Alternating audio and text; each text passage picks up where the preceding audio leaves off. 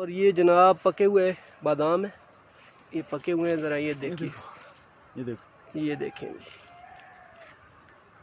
इधर खुबानी और बादाम और कौन कौन सा जी, सारा कुछ है।